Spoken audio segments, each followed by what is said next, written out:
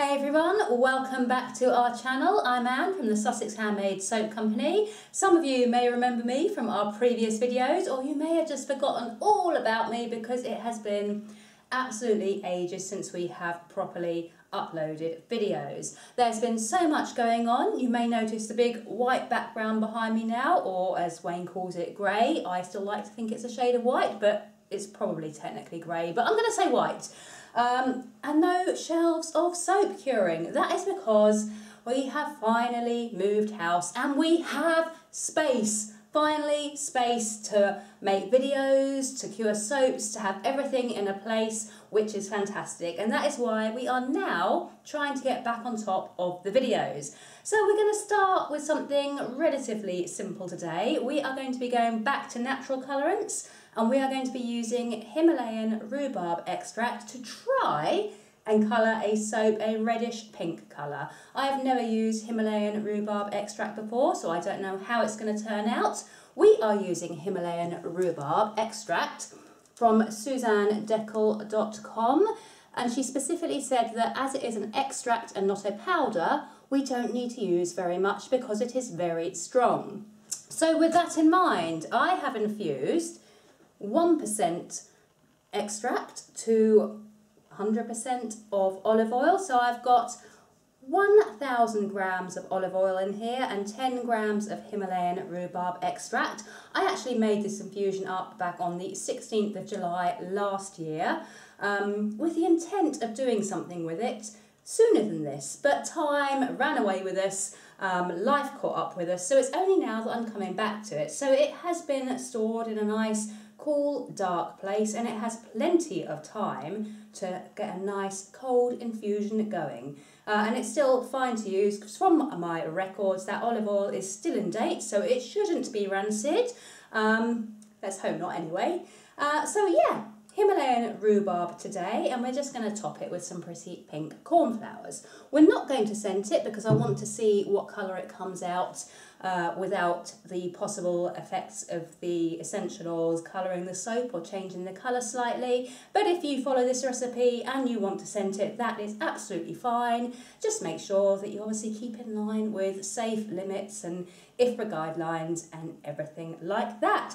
So let's see if I can remember how to do a video, and let's jump into some Himalayan Rhubarb soap making. So to begin with, I have already weighed out our solid oil, so that is our cocoa butter, our coconut oil and our shea butter. And I've now weighed out our sweet almond oil and our castor oil. And now I'm going to be adding in place of our regular olive oil, our Himalayan Rhubarb infused olive oil. And I'm going to be adding 680 grams into this jug here. Obviously trying not to spill it. And it's a strange sort of brown colour at the moment, but that should morph into the pretty red/pink that we are hoping for. Obviously, if you're not confident of managing to weigh the exact right amount of olive oil into the other oils, you can weigh it separately and add it. But I am going for the theory that I can manage to weigh 680 without going over. So now we've got all our liquid oils, I'm going to put them to one side until our lye water and our solid oils are ready for the next stage of the soap making. And as those eagle-eyed viewers of you can probably see, I'm not yet wearing my goggles. You can see in my reflection. That's because we haven't started with the lye yet. I will of course put them on now because we're getting onto the lye now. And as if by magic, my goggles are on, my gloves are on, and I have my lye weighed out, 218 grams, and my water weighed out, 400 grams.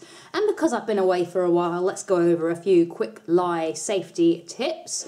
Always mix your lye in a plastic jug with a number 2 or a number 5 on the bottom, or a stainless steel jug.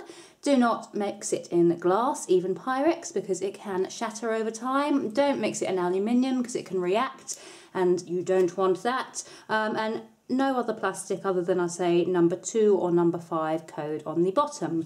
And always add the lye to the water Never the water to the lye, because otherwise you can create lots of heat and it might volcano up and go everywhere, and you don't want that. Also, adequate ventilation is very important when mixing lye. I'm actually going to show you me tipping the lye into the water here, but then as soon as I've done that, I'm going to go off camera and I'm going to take it over to my sink. I always like to actually mix the lye in a sink of cold water, just because if it spills, it's less of a problem than if it spills over the tabletops. If you do have any spillages, you can clean them up with water, and you can use vinegar to clean surfaces, but never use vinegar on a lye burn or on your skin, because it will make it worse. But vinegar and water can be used to clean down any surfaces where you might have spilt a little bit of lye. So that's some very brief lye safety tips. If you're not familiar with working with lye, do research some more before working with it, as they are just the very basic ones, and there is a lot more to know. So, that said, I'm going to slowly tip my lye into my water, and I'll be stirring it with a stainless steel spoon. Then I'm going to take it off camera and let it cool down off camera. So just pouring it in very slowly and carefully. And it will create heat and it will create fumes, so do not stand and breathe directly over it. If you want to, you can wear a respirator or a mask. I must admit, I don't tend to wear a mask, purely because I've got lots of ventilation. I mix my lye by an open window, and it doesn't cause me too many problems. If I was in an enclosed space, then I would wear a respirator or something like that.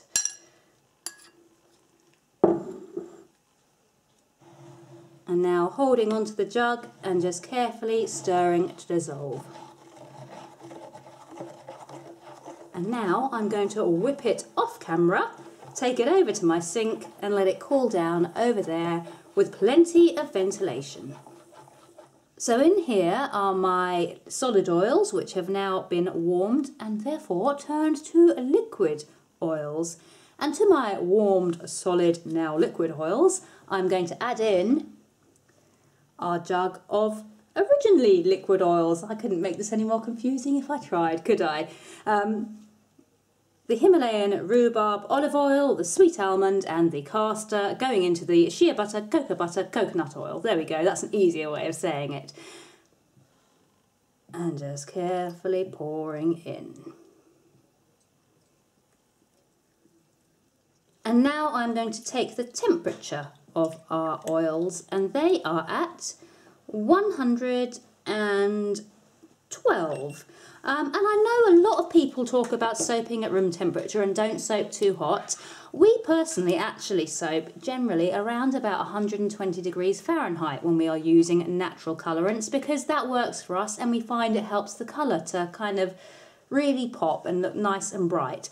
If you prefer working at room temperature, work at room temperature. And I know a lot of people say that they get issues with cracking and overheating when they soap higher.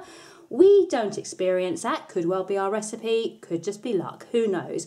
But, you know, go with what works for you, because if it works for you, then nobody can tell you that it's wrong. So soap at what temperature you want to, but for reference, we are going at about 120. So I'm going to pop this back on to our stovetop just to allow it to come up very slightly in temperature. So I've slightly warmed our oils up to 119 degrees, so registering at. Our lye water has now cooled down and is registering, registering at 123 degrees Fahrenheit. I know that is another saying that you have to keep your oil and lye within approximately 5 to 10 degrees of each other. We've always done that, so I'm not sure how big a part it plays or not. It's something we did right from the start, and say we've always done it, so I don't know what happens if you don't. But again, if you don't do that and it works for you, just do it, it's fine. Now, this is where the magic should happen, as if I am to believe what I've been told. Hopefully, when we add our lye into here, it should change from this murky brown colour to a pretty pink or red.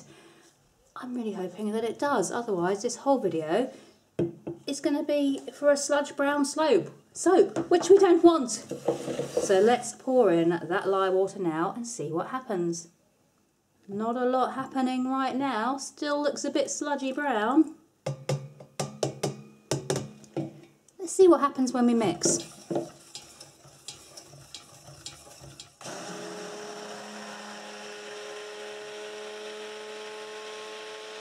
So we are no longer sludgy brown. We are at a medium kind of trace here. It's not the bright red that I was sort of hoping for, but we have got a dusky kind of rosy pink colour going on, which I am happy with so far. So we're now going to bring in our mould and just get this poured out. So I'm just going to fill up this 5-pound brambleberry mould, and we should be able to fill it, well, pretty much to the top, assuming my calculations are correct, which they will be because I've used these calculations before. Just going to give it a little wobble from side to side and a tap down to release any air bubbles. And now I'm just going to wait for it to set up a little bit. Then, as usual, we are going to texture our top. So now it is set up, we are going to use the spoon to texture the top. And we're going to go down, in, around and up to the centre. You guys will have seen me doing this numerous times because it's my favourite technique. In fact, I very rarely do any other kind of technique on the top of soaps. I really should branch out, but I just like how this looks, so I stick with it. There we go, turning the soap round. Ooh. And then repeating on the other side. So down, round and up to the centre. Now for the final touch, we have got some very pretty pink cornflower petals, and I'm just going to sprinkle a few of those along the top of the soap. I don't know how easy this is going to be to do with my gloves on. I do find that latex gloves are a bit of a pain when it comes to things like botanicals and delicate decoration because they tend to stick to things. And things don't then end up where they're meant to end up. But I've got to say, this is turning out to be a really kind of pretty dusky pink colour. I'm liking how it looks so far. Obviously it may change as it cures and saponifies fully. Or I should say that the other way round, saponifies and then cures, as that is the order that it will happen in. I am going to insulate this soap after I've made it, to try and keep that heat up so that hopefully we get gel, because I know that gel does help natural colourants to last that bit longer and be that bit brighter. I don't know if that's the case with Himalayan Rhubarb because I haven't used it before, but I'm going to presume that it possibly is. And even if it's not, gelling it can't hurt. So yeah, I'm going to insulate it, keep it warm, check on it from time to time just to double check that it is not cracking. And then we'll cut it up tomorrow and see how it looks. I'm just going to gently press those flowers into position so we don't lose too many of them. And then we'll be done. And that has broken our soap hiatus. Well, our soap video hiatus. Behind the scenes we have been making plenty of soap, but we haven't filmed it for a while. So there we go. We are back. We have made a Himalayan Rhubarb infused soap topped with pink cornflower petals, and we'll be back tomorrow to chop it up and see how that Himalayan Rhubarb is looking. We'll see you then. So we're back after 24 hours. The soap is now ready to be cut. It is a lovely kind of reddish pink colour now, so I'm looking forward to see what it looks like on the inside. The first thing that I'm going to do is actually just take a potato peeler and I'm just going to run it down the two sides of the soap just to kind of try and neaten up the edges a little bit. It doesn't make a massive difference, but it just makes it look that little bit neater. So I'm going to do the same to the other side, and then I'm going to pull in the soap cutter and we're going to get the soap cut. So I've neatened up the edges of the soap now, and because we have got flowers on top, I've turned it onto its side for cutting so that those flowers don't drag through the soap. And I'm now going to pull down the soap cutter, and then we'll be able to see what that colour is like on the inside.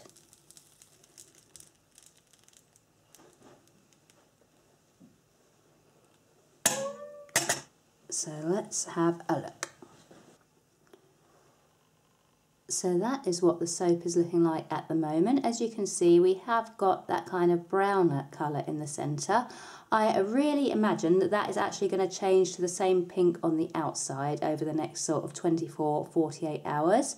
What I will do is I will leave this video here for now, but I will pop in a photo of what these soaps look like after, say, another 24-48 hours to show you what colour they are, because I really suspect that that brown is going to change to the same pink, which is what we're hoping for, because we don't want a soap with a pretty pink outside and then a brown inside, because that would just be a little bit strange, wouldn't it?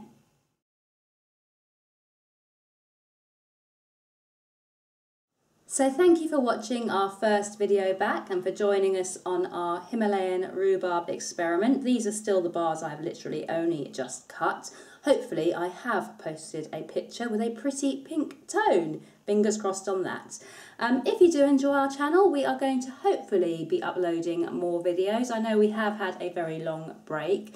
I can't say how regular they're going to be or how often. We're probably going to be looking at starting with one sort of every 2 weeks as opposed to every week, because every week just gets a little bit much at times. So probably, hopefully, every couple of weeks there'll be a new video. So feel free to subscribe to our channel. Hit the notification bell and all of that, because then when we do release new videos you will find out. Have a lovely day, and if you experiment with Himalayan rhubarb yourself, do let us know how it goes. As I said, we got ours from Suzanne Deckel at suzannedeckel.com. Different Himalayan powders, because they are natural, will probably yield different results, so you might get a slightly darker or a slightly lighter pink or a red or something like that. So it won't be identical, but hopefully it will be similar results. So let us know in the comments how you get on with experimenting with Himalayan rhubarb, and we'll see you next time. Bye for now.